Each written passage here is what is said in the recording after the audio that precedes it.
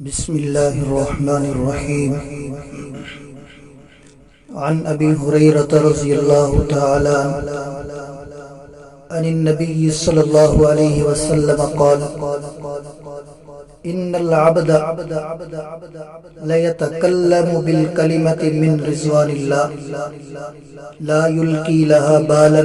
يرفعه الله بها درجات، وإن العبد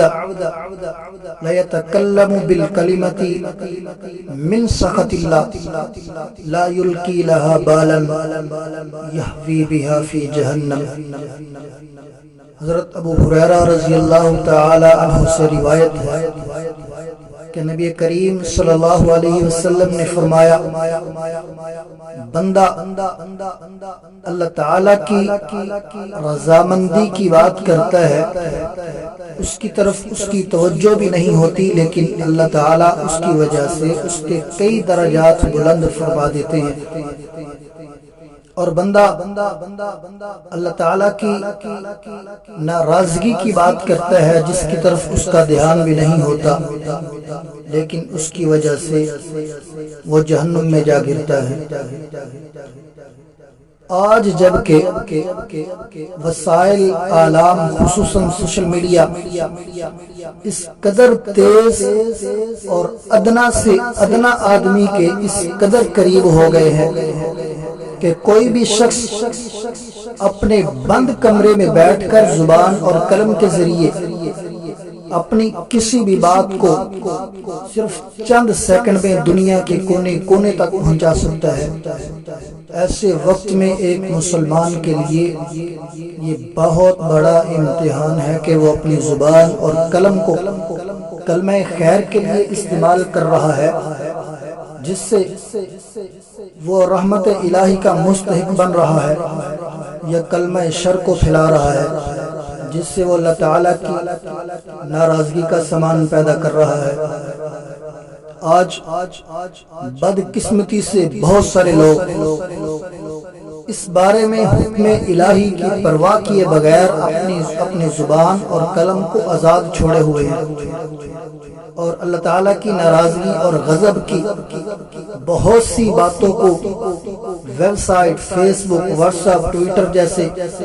سوشل میڈیا کے ذریعے دنیا کے کونے کونے تک پہنچا رہے ہیں۔ تلاوت کی جانے والی حدیث مبارکہ میں اسی امر کی طرف اشارہ ہے کہ بسا اوقات بندہ اپنی زبان سے کوئی کلمہ خیر ادا کرتا ہے، جس سے کسی کا دل خوش ہوتا ہے، کسی بندے کی اصلاح ہو جاتی ہے،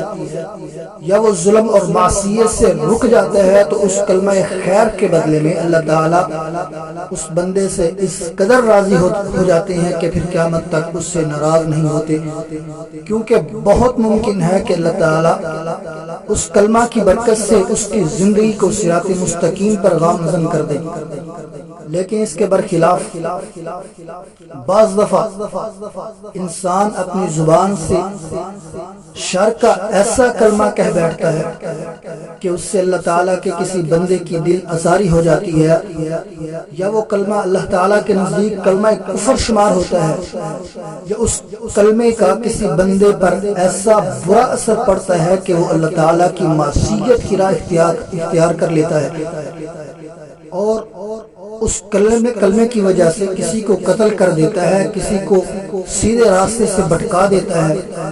تو اس ایک کلمے کے بدلے میں اللہ تعالیٰ اس پر قیامت تک کے لیے اپنی ناراضگی کو مسلط کر دیتے ہیں۔ انہی خطرناک امور میں سے چند ایک آپ کو بتاتا چلوں۔ پہلی چیز یہ ہے کہ اللہ تعالیٰ کے دین اور رسول اللہ صلی اللہ علیہ وسلم کے بارے میں بغیر علم کے گفتگو کرنا، یہ بھی انتہائی خطرناک چیز ہے۔ آج ادنا سے ادنا شخص جسے دین کا، قرآن و سنت کا کوئی علم ہی نہیں ہوتا، یا کچھ علم ہوتا ہے لیکن ایسا علم نہیں کہ وہ دین کے مسائل کے بارے میں گفتگو کرے، لیکن پھر بھی وہ بے دھڑک بول رہا ہوتا ہے، خواہ وہ اللہ تعالیٰ کی ذات اور صفات سے متعلق ہوں یا احکام اور فرامین کے بارے میں ہوں، یہ فی الواقع اللہ کے بارے میں بغیر علم گفتگو اور اللہ پر جھوٹ باندھنے کے مترادف ہے۔ اللہ فرماتے ہیں وَيَوْمَ الْقِيَامَةِ تَرَى الَّذِينَ كَذَبُوا عَلَى اللَّهِ وُجُوهُهُمْ مُسْوَدَّةٌ أَلَيْسَ فِي جَهَنَّمَ مَثْوًى لِلْمُتَكَبِّرِينَ۔ اور جن لوگوں نے اللہ تعالیٰ پر جھوٹ باندھا تو آپ دیکھیں گے کہ قیامت کے دن ان کے چہرے سیاہ ہو گئے ہوں گے۔ کیا تکبر کرنے والوں کا ٹھکانہ جہنم میں نہیں؟ اور یہ اللہ تعالیٰ پر بغیر علم کے بات کہنا اتنا بڑا جرم ہے کہ قرآن مجید میں اسے شرک باللہ، ناحق ظلم اور زیادتی، اعلانیہ فحاشکاری کے ساتھ اس کو بیان کیا گیا ہے۔ دوسری خطرناک چیز علم کے بغیر فتویٰ دینا۔ آج ہر شخص حلال اور حرام، سنت اور بدعت کے بارے میں بے دھڑک فتوے دے رہا ہے، اور بدقسمتی سے لوگ اہل علم سے فتوے لینے کی بجائے انٹرنیٹ سے فتوے لیتے ہیں۔ اس طرح وہ لوگ اپنے آپ کو اس زمرے میں شامل کر رہے ہیں جن کے بارے میں رسول اللہ صلی اللہ علیہ وسلم نے فرمایا تھا کہ جب اہل علم اٹھ جائیں گے تو لوگ جاہلوں سے فتوے پوچھیں گے جو بغیر علم کے فتوے دیں گے، خود بھی گمراہ ہوں گے اور دوسروں کو بھی گمراہ کریں گے۔ تیسری چیز دین کا مذاق اڑانا بھی خطرناک چیز ہے۔ آج وسائل اعلام، سوشل میڈیا میں یہ بات بہت عام ہو چکی ہے کہ نماز کا مذاق اڑایا جاتا ہے، دین کا مذاق اڑایا جاتا ہے، اہل دین کا مذاق اڑایا جاتا ہے، داڑھی کا مذاق، عورت کے پردے کا مذاق اڑایا جاتا ہے، اور یہ سب کچھ بے روک و ٹوک ہو رہا ہے۔ حالانکہ یہ ایسا جرم ہے کہ علماء کے نزدیک متفقہ طور پر وہ آدمی دائرہ اسلام سے خارج ہو جاتا ہے ایسا کرنے والا۔ ایسے ہی ایک واقعے پر تبصرہ کرتے ہوئے اللہ تعالیٰ فرماتے ہیں وَلَئِن سَأَلْتَهُمْ لَيَقُولُنَّ إِنَّمَا كُنَّا نَخُوضُ وَنَلْعَبُ۔ اگر آپ ان سے پوچھیں گے تو وہ صاف کہہ دیں گے ہم تو یوں ہی آپس میں شغل میلہ کر رہے تھے، آپس میں کھیل کود کر رہے تھے۔ قُلْ أَبِاللَّهِ وَآيَاتِهِ وَرَسُولِهِ كُنْتُمْ تَسْتَهْزِئُونَ۔ میرا پیغمبر ان سے کہہ دیجئے کہ اللہ اور اس کی آیات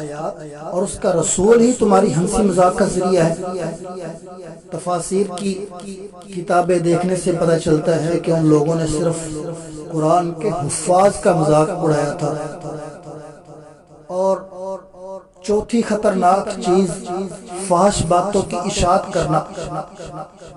آج نیٹ اور فیس بک اس کا وسیع میدان ہے۔ قسم قسم کے گندے قصے، فحش تصویریں لوگوں میں عام کر کے جوان لڑکے اور لڑکیوں کے اخلاق اور دین دونوں کو بگاڑا جا رہا ہے۔ اللہ تعالیٰ فرماتے ہیں ان الذین یحبون ان تشیع الفاحشۃ فی الذین آمنوا۔ جو لوگ مسلمانوں میں بے حیائی پھیلانے کے خواہش مند ہیں، اس بات کو پسند کرتے ہیں کہ وہ مسلمانوں میں بے حیائی پھیلے، لہم عذاب علیم فی الدنیا والآخرہ، ان کے لیے دنیا اور آخرت میں دردناک عذاب ہے۔ پانچویں چیز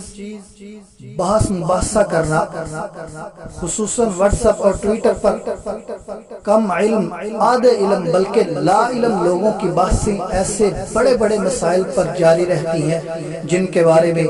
حضرات شیخین ابو بکر و عمر رضی اللہ تعالی عنہما صحابہ کرام کی ایک جماعت کو اکٹھا کر لیتے تھے، اور حتیٰ کہ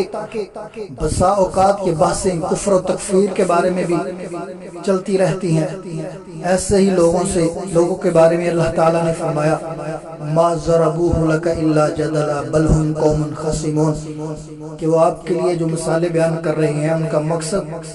جھگڑا ہے، اصلاح مقصد نہیں، یہ تو قوم ہی جھگڑالو ہے۔ اس آیت کی تفسیر میں رسول اللہ صلی اللہ علیہ وسلم کا ارشاد ہے کہ جب بھی کوئی قوم ہدایت پر تھی اور وہ گمراہ ہوئی تو اسے بحث مباحثے میں الجھا دیا گیا۔ اللہ رب العزت سے دعا ہے کہ اللہ تعالیٰ صحیح معنوں میں اپنے دین پر عمل پیرا ہونے کی توفیق عطا فرمائے۔ وما علینا الا البلاغ المبین۔